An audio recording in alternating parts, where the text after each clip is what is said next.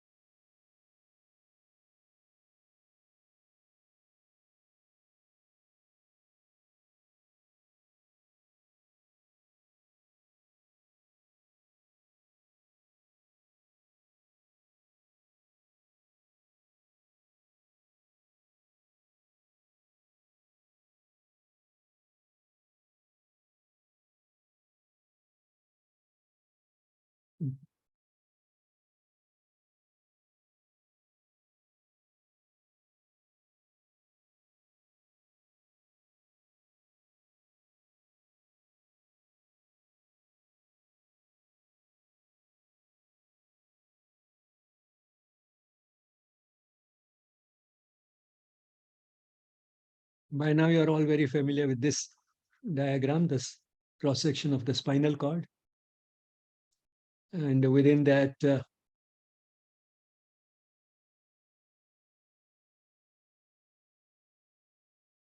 gray matter here, and in the gray matter, one category of cells, nerve cells, supplies the skeletal muscles. This, of course, is something which is fundamental and also absolutely essential. If there's any damage to this nerve anywhere or this nerve cell, this muscle is completely paralyzed. It becomes completely lax. It just cannot contract. But then, apart from this, there has to be a lot more because how will this nerve cell know when to contract, when not, sort of when to fire, when not to fire, and what should happen to the other muscles which are related to this? For example, this muscle has an antagonistic muscle, the way, biceps and triceps, they're antagonistic. So when the biceps contracts, the tricep should relax. Then only the action of the biceps will be possible. So how does that come about? And then we can move this muscle as and when we wish, which means that they should have some connection with the areas which channelize our wish to do something. So all that does not happen in the spinal cord. The spinal cord has only reflex mechanisms, that is involuntary mechanisms, which are not under the control of our willpower, which means that there has to be a lot more that has to go into this. And we shall see today what all that is. And in fact, that can be pretty complex because now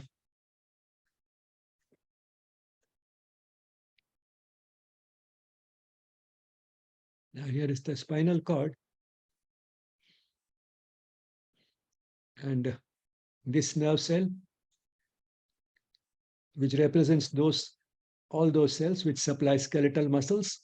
And to make sure that the antagonistic muscle relaxes, this can give a branch here, which filling in this means that's an inhibitory neuron, and this inhibitory neuron then goes to the antagonistic muscle. And then you have the area of the brain which deals with willpower, the cerebral cortex. There has to be a connection between this and this neuron, and so on. And then, this movement also has to be related to the sensory inputs. because we decide to move the muscle sometimes in response to a sensory stimulus. For example, an animal, when it finds food, it wants to go towards the food. So which means that there should be a connection between this and also the cells, also those nerve cells, which make it possible for us to see. And then, there is an emotional response. For example, suppose one has seen a beautiful flower and one decides to pluck that flower. Now, the decision is a voluntary action, but then that has been engineered by an emotional response. So it means the areas we deal with emotions should also be connected to this. And while these actions are voluntary, there are many of these actions which are not so voluntary. We have got habituated to them. For example, cycling, swimming, and so on. So we have learned them.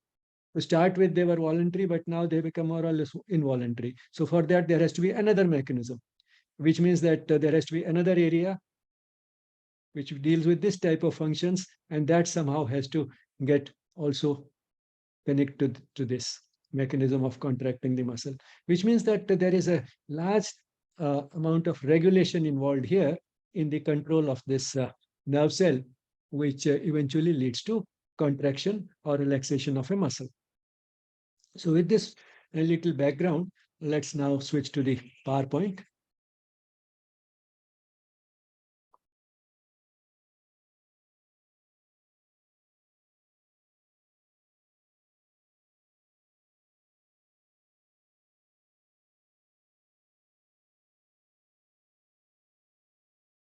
Let me start with a quote from Oliver Wendell Holmes, the physician who practiced in the Boston area in the 19th century. But warmed with that unchanging flame, behold the outward moving frame. Its living marbles jointed strong, with glistening band and silvery throng, and linked to reason's guiding reins by myriad in trembling chains, each graven with the threaded zone, which claims it as the master's own. But warmed with that unchanging flame. This seemingly refers to the blood. Bijnani sir, sorry to Yeah. interrupt you. I'm not able to see your slide now. If you're sharing it, I'm not seeing it. Okay. I'll share once more. Sure.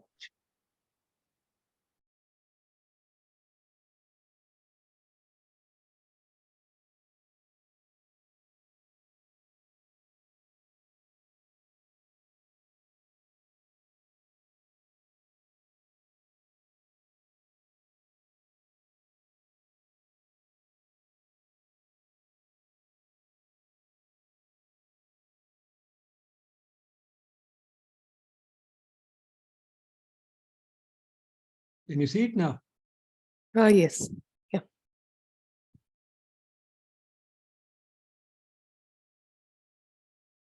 Can you see it now? Yes, sir. Okay. Yeah. So this is these are the verses that I was reading from Oliver Wendell Holmes.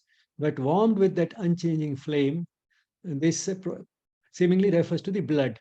Blood is warm, and it's an unchanging flame. There are homeostatic mechanisms which maintain a certain constancy in the uh, composition of blood in terms of nutrition, not letting waste products accumulate, the acidity, the saltiness. So all that remains unchanging. So warmed with this flame in the sense that this is what makes the activity of any part of the body, including muscles, possible. Behold the outward moving frame. Now, the frame, that is the bodily frame, just see how it moves. It's living marbles jointed strong. Living marbles here refers to the bones, and they are joined to one another, and that's what makes movement possible at the basic level.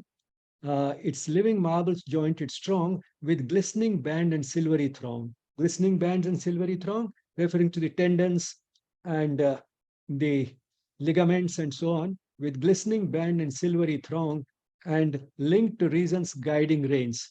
And these muscles are under the control of willpower, and therefore they're linked to reason's guiding reins. That is, that control which comes from that part of the brain which deals with reasoning, that is the cerebral cortex. So it's only when it's linked to that that we are able to use our willpower to move the muscles, and linked to reason's guiding reins by myriad in trembling chains. So what is it that links these muscles, these moving parts of the body, the muscles and the bones and the joints? What is it that links these to our willpower or our capacity to reason? By myriad, that very large number of trembling chains. Now, these are the nerve fibers. These nerve fibers are in a very large number, so myriad in trembling chains, because they work by passage of electrical impulses. So that can be sort of considered as sort of a trembling of these nerve fibers, each graven with the threaded zone which claims it as the master's own.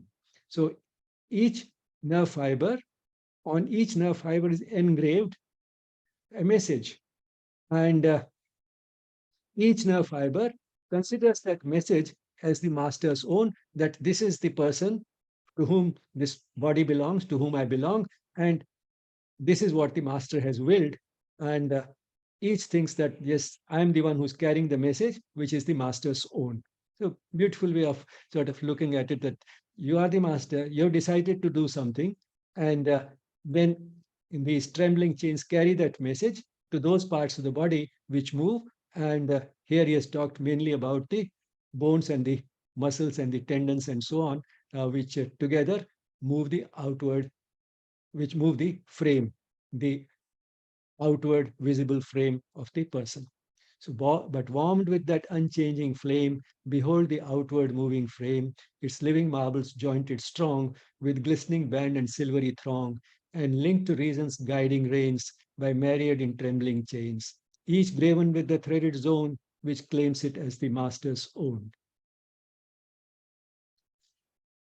Now, we just saw that there's a whole chain of structures from where influences impinge on the spinal cord. That set of neurons, which we call the alpha motor neurons in the spinal cord, which supply the muscle. That is the final common pathway of all the influences that impinge on the muscles. The messages finally converge on those cells in the spinal cord which supply the muscle. So that is the final common pathway. But there is a large number of those influences impinging, and in a way, there is a sort of a hierarchy of those influences. So those influences come to the spinal cord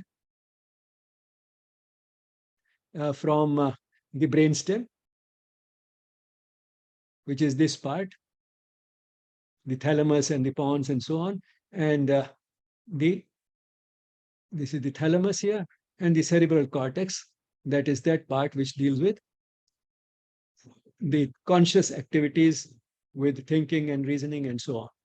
But then one thing which has not yet been shown here is the emotional part of the brain, which also has an influence on this, and the sensory cortex and so on. So all that together,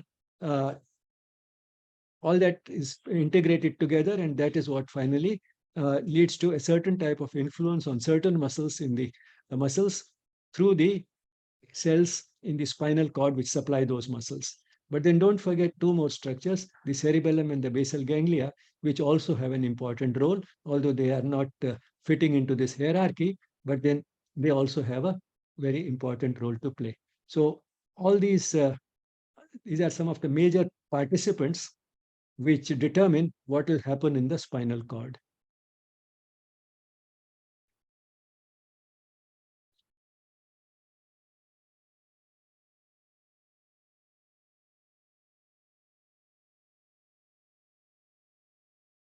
Now, the muscles, even when we are not contracting them, are in a state of partial contraction all the time. And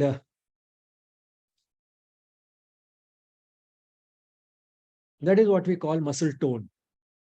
And that's why we find that during yogic practices, say in Shavasana, when we make a voluntary effort to relax the muscles completely, we can relax them further.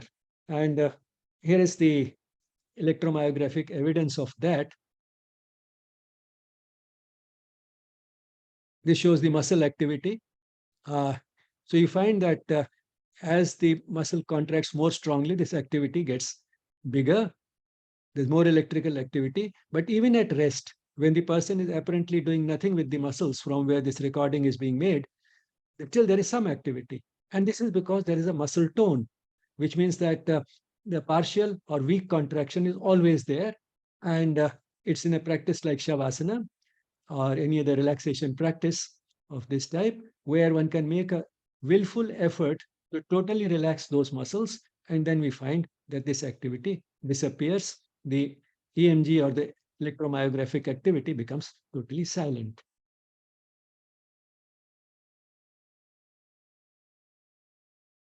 Now, this helps us in answering this question: why does a person with arterial blockage in the legs eventually develop pain in the legs even at rest?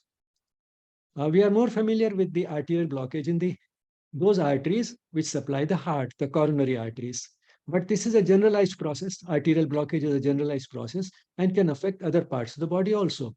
And in some individuals, it affects to a large extent, the arteries which supply blood to the legs, the leg muscles. And one can understand that if this blood supply is compromised when the person is walking or running, because of this blockage, the supply will not be able to keep pace with the requirements, and the person will have pain while walking or running. But then as this disease progresses, the person also starts having pain even at rest. Now, when the muscles are not being used, the person is totally at rest, lying down. Why is there pain in the legs? That happens because the muscles are still in a state of partial contraction all the time, and therefore they do need some minimum amount of energy, not only to stay alive, but also to maintain this minimal contraction, the tone, which is always there. And this type of blockage, predominantly in the legs, takes place particularly in smokers. The disease is called Berger's disease. And now there is some treatment possible through surgery. But there was a time when there was no real treatment possible, and the person finally went on to a stage where the blood supply was so compromised that the tissues in the legs started dying, and a dying tissue attracts germs. It starts putrefying. It develops an infection, and then that leads to what's called gangrene. And from there, then the infection can spread through the whole body, through the bloodstream. And that is a serious situation because it can lead to a failure of multiple organs wherever this infection reaches, and the person would eventually die. After getting gangrene, death is pretty close. And therefore, what was done when surgical treatment of this type of arterial blockages was not possible, what was done was that before a person reaches that stage, if there's a gangrene, then pretty soon, before there's a spread all over the body, the leg was amputated. So the person lost the leg because of this arterial blockage. And while now some surgical treatment is possible, still the best would be that the person does not smoke. So a person with arterial blockage in the legs eventually develops pain in the legs even at rest, because even at rest, some contraction is present, and this is what we call the muscle tone.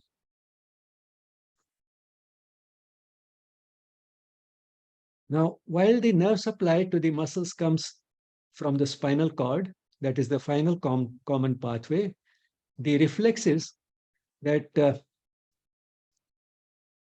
make these muscles contract may originate in the skin. For example, if there's a painful stimulus applied to the skin, the person, say, finger touches a pin, a sharp pointed pin, then the reflex is that the hand would be withdrawn from there as a result of contraction of a certain set of muscles. But the reflex may also originate in the muscle itself. When a muscle is stretched, it contracts. So that is also a reflex. So stretching of the muscle itself leads to a contraction. And this we use when we are, say, lifting a weight. Suppose you have to lift a suitcase. First, we just apply a little force there without actually lifting the suitcase. So when we do that, the muscle gets stretched, and that leads to a contraction, and that helps us in continuing the contraction further, building up more tension as we lift the suitcase. And when the tension reaches a level where it is a little more than the weight of the suitcase starts moving up. So a stretching of a muscle leads to a reflex contraction of the muscle. This is what we call the stretch reflex. But then corresponding to this, there's also a reflex which originates when the tendons are stretched. Now, when a tendon is stretched, just the opposite happens. The muscle relaxes. Now, why is this there? Because when a muscle contracts, a tendon is also likely to be stretched. And when the tendon is stretched, the muscle actually relaxes. This would make firstly, the contraction of the muscle leading to a movement more smooth. Because if there's also a little brake applied simultaneously, then the movement becomes more smooth. But more important than that, the fact that when a tendon is stretched, the muscle relaxes, ensures that the muscle will not contract so much. The muscle will not have so much tension because of the stretch that it gets an injury. So this is a protective response. The stretching of the tendons actually relaxes the muscle. And this is something one can use in practice. Say if a person's muscle goes into a spasm, and this may happen quite commonly to this muscle at the back of the leg, this fat muscle at the back of the leg that is in the calf, the fat calf muscle, the gastrocnemius muscle. Suppose this goes into a spasm, and as a result, the person gets pain. This can happen as a result of exposure to cold, particularly at night.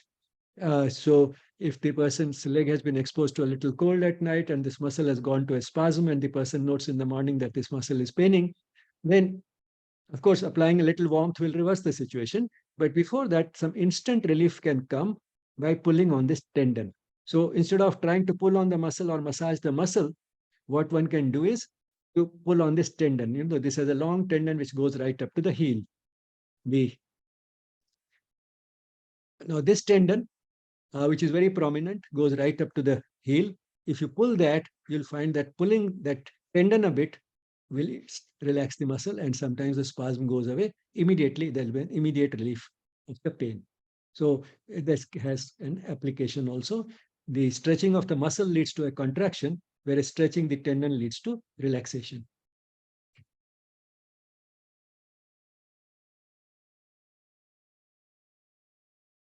Now let's go straight away up to the cerebral cortex. Now over there, you have directly concerned with the movement, a large number of areas. And this is the central sulcus, that is the groove in the center, more or less in the center of the cerebral cortex. And this is in front of it. This is the primary motor cortex. But then there are supplementary motor areas here and here. And this is the post-central gyrus,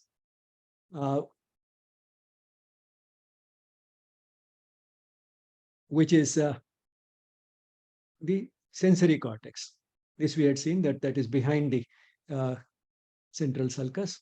And why all these areas are involved in movement, one can understand. Suppose I see a flower. I say, what a pretty flower. And then I say, I want it. And therefore, I should pluck it. Now, why these question marks here?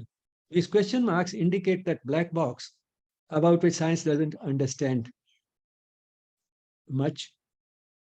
The stimulus is stimulates the light receptors in the eye, and all the pathway involved in taking it right up to that area of the brain which is associated with seeing things. It's at the back of the cerebral cortex here. This area is activated, and then the stimulation of some association areas finally makes us realize that it is a flower. And but while all this is a physicochemical process, these nerve impulses going up and activating this part of the brain, it's a physicochemical process. My feeling that I've seen a flower and that I like it very much is a subjective experience. So how is this physicochemical activity translated into a non-material subjective experience. This we do not understand. And then this decision that I want the flower and therefore I want to pluck it is also a subjective decision. It's subjective in nature, and it leads to this objective change in the brain. We can monitor the electrical activity here. When the person decides I want it, this is the area of the brain in front of the central sulcus, that is the primary motor area, that gets activated. Now, how is it that this subjective decision of plucking the flower translates into this physicochemical change in this part of the brain, which initiates this nerve activity so that it is finally conveyed to this neuron in the anterior column, the alpha motor neuron, this set of motor neurons which supply the muscles. How is it that it translates into this? So from here onwards, it's all a physicochemical process, but it an objective process which can be measured. But this was something subjective which could not be measured. So what is it that links this subjective process to this physicochemical change? We do not really understand. Now coming to these multiple areas and talking about three basic things. When we decide, and the cerebral cortex is the area where we decide things. That is the part that deals with conscious activity. Consciously perceiving something or consciously deciding to do something. So this is the part that deals with that. Now, this is the part that gets activated when we have decided to approach a certain target, to move our body towards a certain target. So first is the target identification. For example, in this case, the target was the flower. So first thing is the target identification. Then the next is planning and action. That is, what is the set of muscles that should work so that I can move towards this goal? So there has to be a planning required, because a large number of muscles will have to contract and some others relax to make the body move. So a coordinated activity of a large number of muscles, some of which will contract and some of which will relax, will actually enable me to approach this goal, and that has to be planned somewhere. And then finally, there should be an area to execute, that is, which sends appropriate impulses to those muscles which have to contract, and this is how the movement will be executed. And corresponding to that, we have these three different areas. Here is the area which is for target identification, and this is the area where action is planned, and this one in front of the central sulcus, that is central groove, immediately in front of it is the area which executes. This is the area from which those nerve cells, which has those nerve cells which go all the way up to the muscles. So it's a very long nerve fiber starting from here and going all the way up to the final common pathway, that is the cells in the spinal cord which supply the muscles which have to contract. But then on the way, there will be other influences and other interactions which will modify this message and also make it more smooth and coordinated.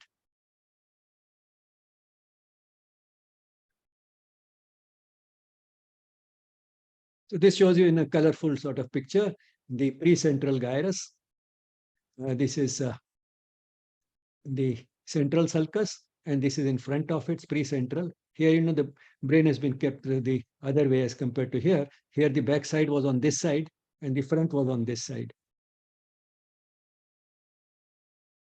And therefore, the front, that is the precentral, in front of the central, was on this side. Here, it is on this side because the brain is being looked at from the other side. And you can see on the back side, this cauliflower-like structure, the cerebellum, which also is very important in regulating the muscles, we shall see in a moment. So this is the primary motor area in front of this central groove.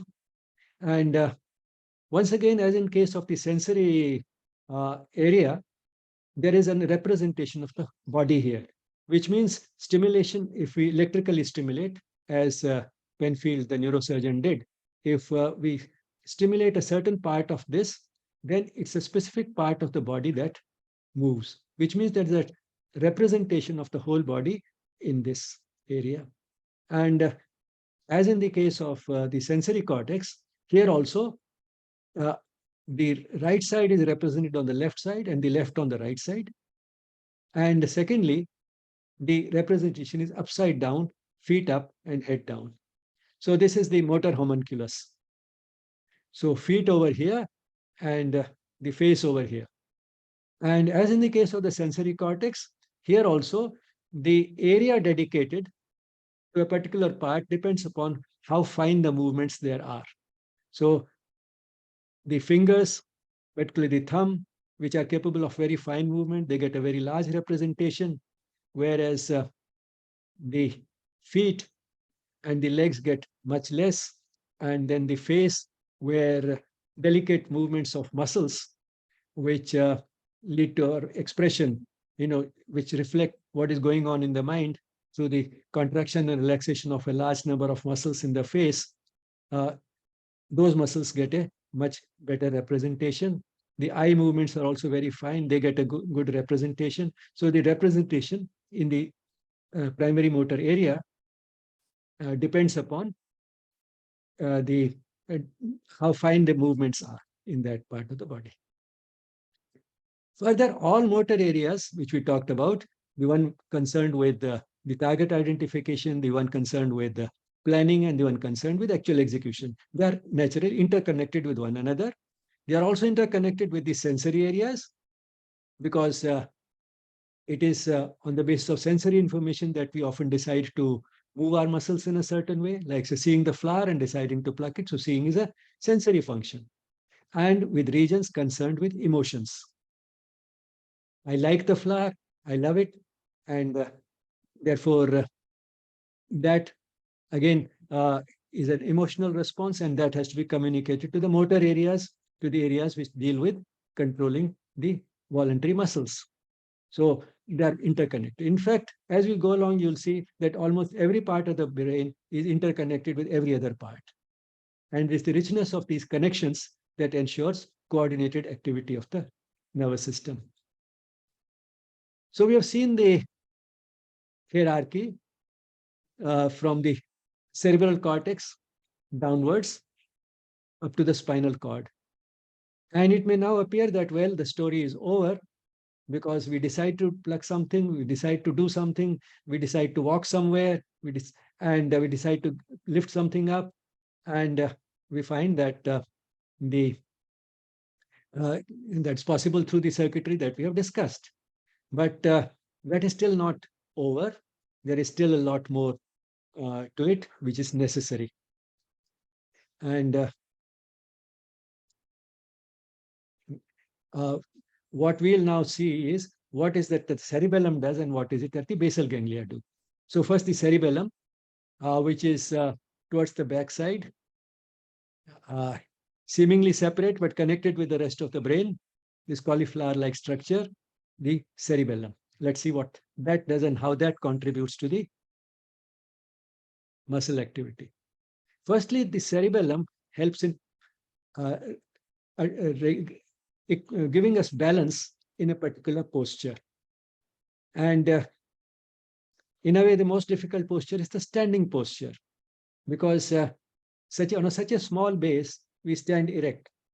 And the cerebellum, along with the eyes, helps us regulating it. And of course, the visual information is also interconnected with the cerebellum. But cerebellum on its own also, because of its connections with the sensory information coming from the muscles and joints and from the ears, ears also have a part, the vestibule, which is concerned with detecting all types of movements, linear acceleration, rotatory movement, and so on. So all that information is collected by the cerebellum, and it can put it together, integrate it, and help us achieve a certain equilibrium.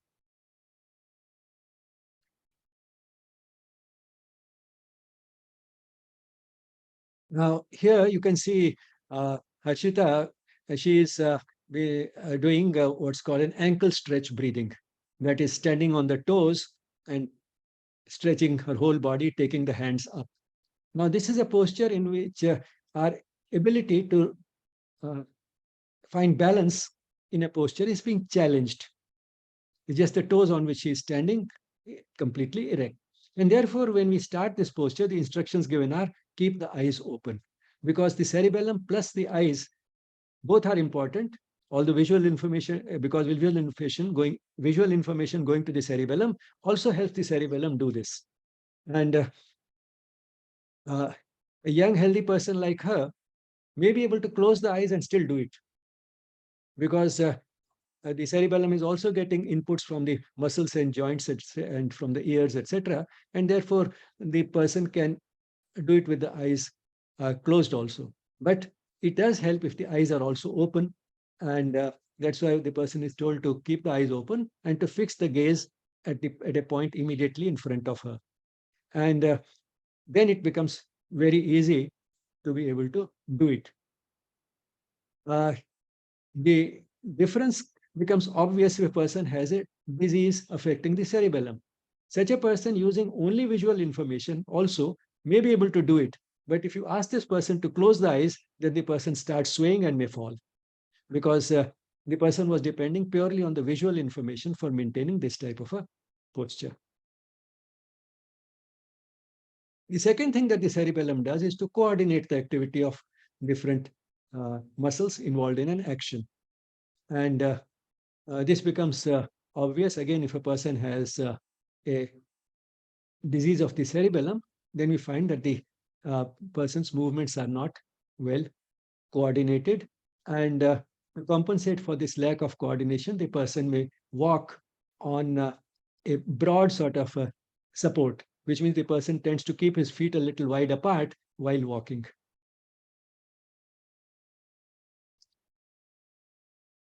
One very important thing which enables the cerebellum to perform this function of coordination is comparison. Comparison of what? Comparison of the intention of the cerebral cortex, that this is the type of movement that is wanted, and therefore these muscles should contract to this extent. So that is the intention. But then that intention is being fulfilled by a certain contraction which is taking place in steps gradually. It's a process. And therefore, at each step in that process, some of that intention has been fulfilled. So what the cerebellum does is to compare the achievement or accomplishment, that is the extent to which the movement has already taken place, with the intention. So how much has been already accomplished and how much still remains.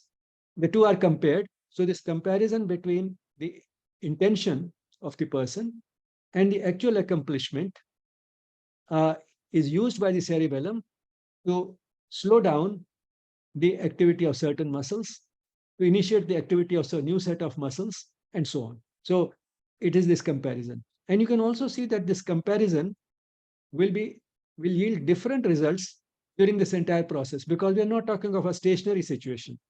We're talking of a dynamic situation where the movement is taking place, which means that from moment to moment, the gap between the intention and the actual accomplishment will keep changing. So the cerebellum takes into account this changing situation, and as it takes care of this changing situation, the instructions going from the cerebellum keep changing. And that's what leads to fine coordination. And this is often tested clinically by doing what is called a finger nose test. That is, you ask the person to take the finger towards the nose. So you ask the person to take the finger towards the nose, and it's normally very easy. A normal person can do it also with the eyes closed.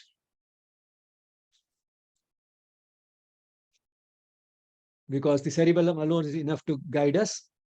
But then if you ask this person who has a cerebellar problem, even with the eyes open, what he does is, when he is about to reach the nose, he finds it difficult to reach the nose. So this is the finger nose test.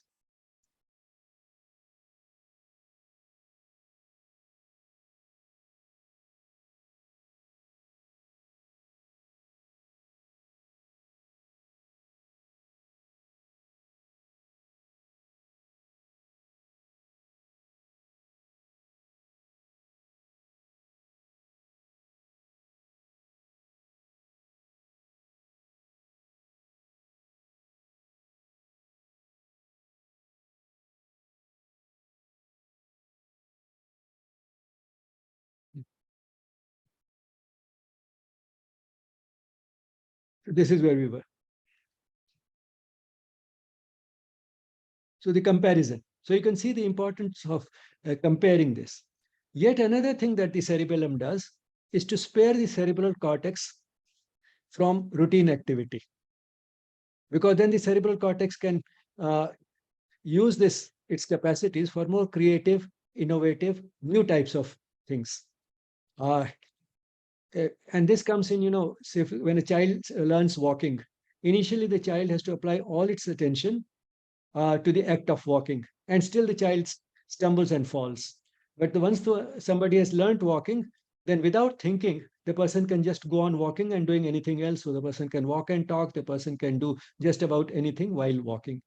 And what we learn a little later in life are things like, say, swimming or cycling. Now, those are things also which initially start conscious activity. We have to put all our mind into that activity, do it willfully, to be able to do it even reasonably well. And after some time, we find we are able to actually do it much better without even thinking about it. And that is because then the cerebellum takes over completely, which means that the cerebellum is not only is not a static structure, it is capable of learning. So while we are learning, the cerebellum is also learning something. And finally, it's in a position to take over that activity completely, so that the cerebral cortex is spared from that. We don't have to willfully uh, to try and swim or cycle or walk. The cerebellum can do it without our using our willpower. Now, what about the basal ganglia? Another structure involved here. Now, basal ganglia are not seen in this because they are deep under the cerebral cortex, and it is these are the basal ganglia. They have a few different parts with different names, but you don't have to bother about that. These are all basal ganglia, and they are deep within, and they are, in terms of evolution, the precursor of the cerebral cortex, which came later on. Now, what the basal ganglia do is to make possible movements by internal cues. And a good example is when we are happy or when we are sad, then those internal cues from the body make a certain set of muscles in the face contract and relax. And the result is that our face itself gives away what is going on within. We can make out from the person's face that the person has a long face today, the person is not feeling well, or the person is radiating joy. So those movements of those muscles, those fine movements of the facial muscles, are a result of those internal cues. And corresponding to this, therefore, if a person has a disease of the basal ganglia, we find that that expression is gone.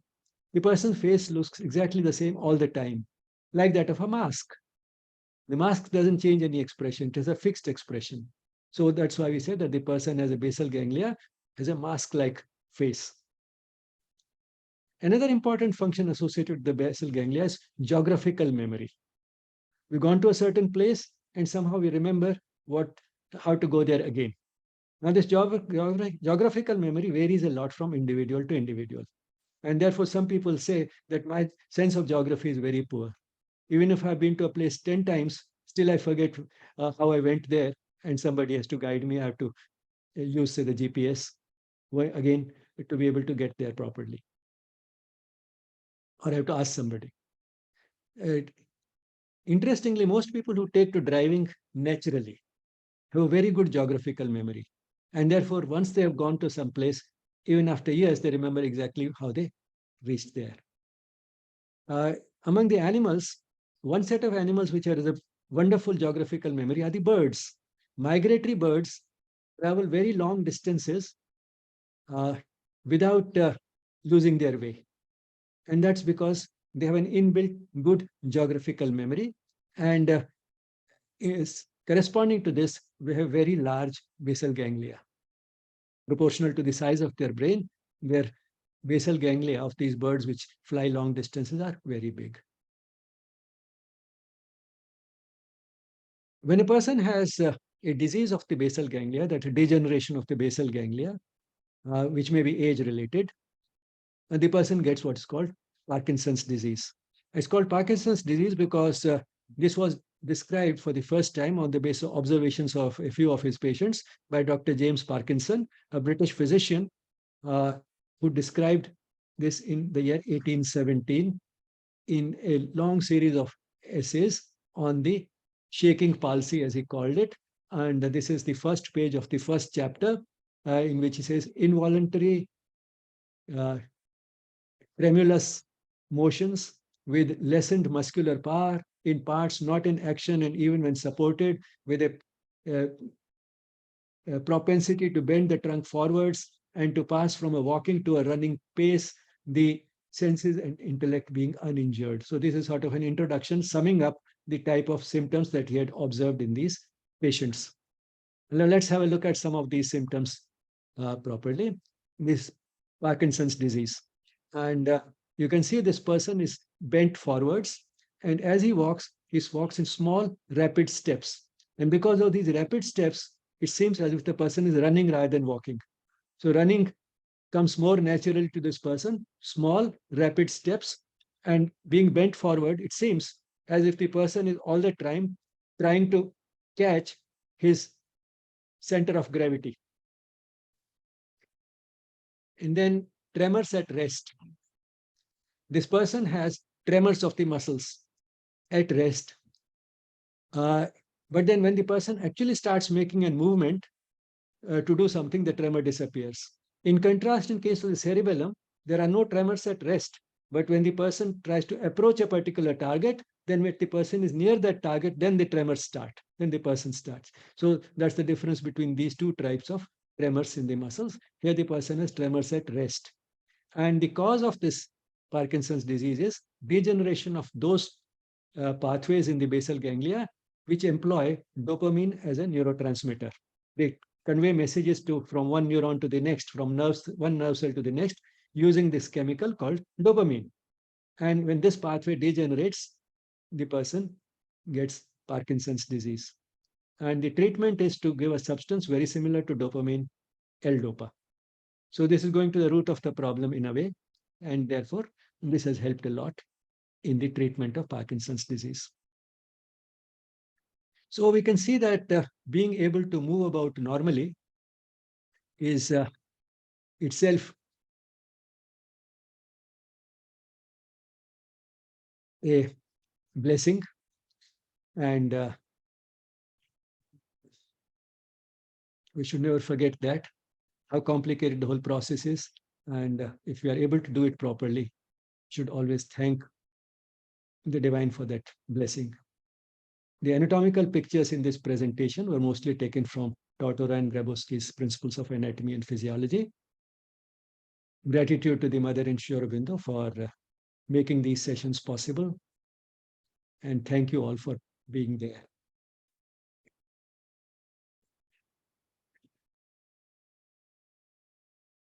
Any questions?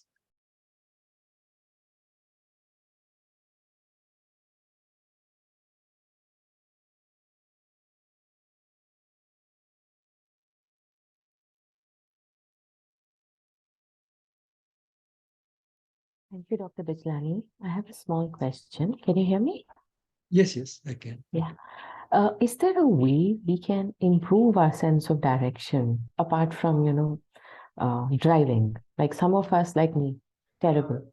I can go through a route many times, I'll still forget. And I do drive. So I was just wondering if there is a way in which we can just improve that. I didn't realize it was from the basal ganglia. So thank you for that piece of information. No, that is just an individual variation. With effort, one can always improve. It's always possible to learn something and do better, but there is a limit. Those individual limitations remain, and then we compensate for it in so many ways. Like, say, if one has a bad memory, then you try to write down things, you keep a diary, and so on. Here also, you note it down somewhere that I went this way. So you note it down that I went 3 kilometers straight and then took a right turn, and then 1 kilometer, and then again took a left turn, and so on. So one can keep a note like that. Next time one can use that. I mean, that's what people like me, who also have a poor sense of geography, used to do before we had the convenience of a GPS, etc. Thank you, doctor. And is there a way we can avoid degenerative diseases for people? I know that being mentally active, doing Sudoku and things like that for people who give up work, I've noticed that once people retire, once they give up working, which is their normal schedule or routine, in a few years, they deteriorate very fast unless they are disciplined about how they live their life. So are there any more insights that you can help us with on that one? Because that would be very helpful for us. Yes, I mean, settling down for purely passive activities like reading the newspaper and watching the TV after one feels that one has earned that type of a rest, because one has worked all one's life. Now I'm retired, so I have earned that type of a rest. Now, this is a common misunderstanding, and that does contribute to the acceleration of the neural function going down, senile dementia, as they call it. And therefore, the more we use it, the less we are likely to lose it. And that is one. But apart from that, the other general things do apply: physical activity, balanced diet, adequate sleep, and avoiding mental stress. I mean, those things are helpful in preventing all types of degenerative diseases, be it in the brain or be it elsewhere in the body. It just depends, which is the weak point in the body. That is more likely to be affected in an individual. But the causes remain the same, and the preventive strategies also basically remain the same. And please don't go away. We have one more short session today. Thank you, Doctor. Any more questions on this part? Dr. Bijlani, I had a question. One was Yes. regarding multiple sclerosis, which is also a degenerative disorder. And the other one was sometimes while you're just sitting, you'll see your eye just fluttering or certain part of your body. Why does that happen? Well, occasional fluttering of the eye, that is quite normal and it goes away on its own. But if it becomes troublesome, that's blepharospasm. The cause is not exactly known. The treatment is also a little sort of, you can say, aggressive, botulinum toxin.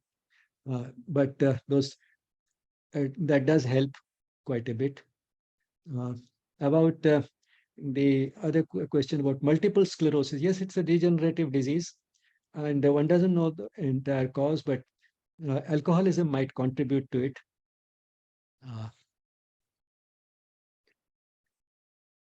So And one can slow down. One gets multiple sclerosis also. One can slow down the progress by using again the same type of general measures as in case of other lifestyle problems.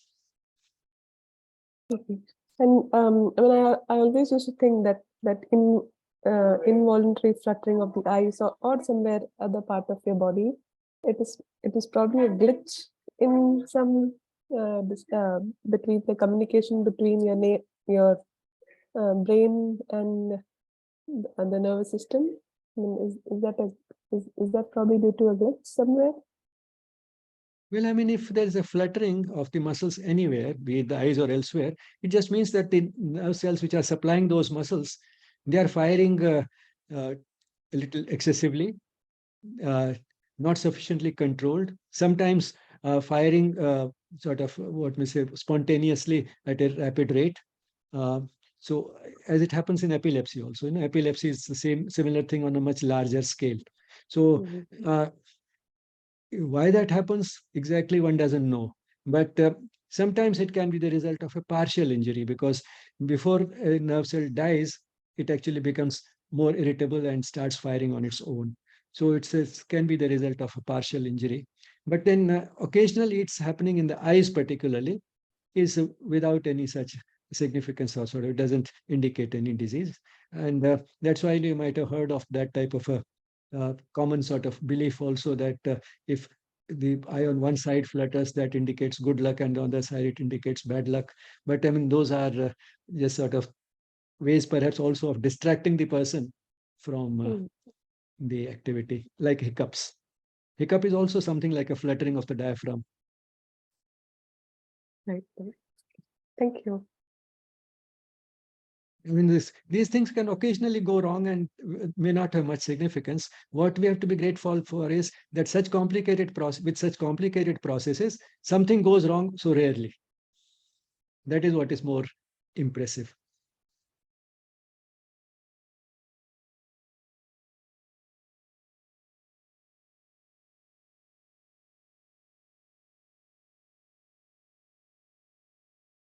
Okay, thank you.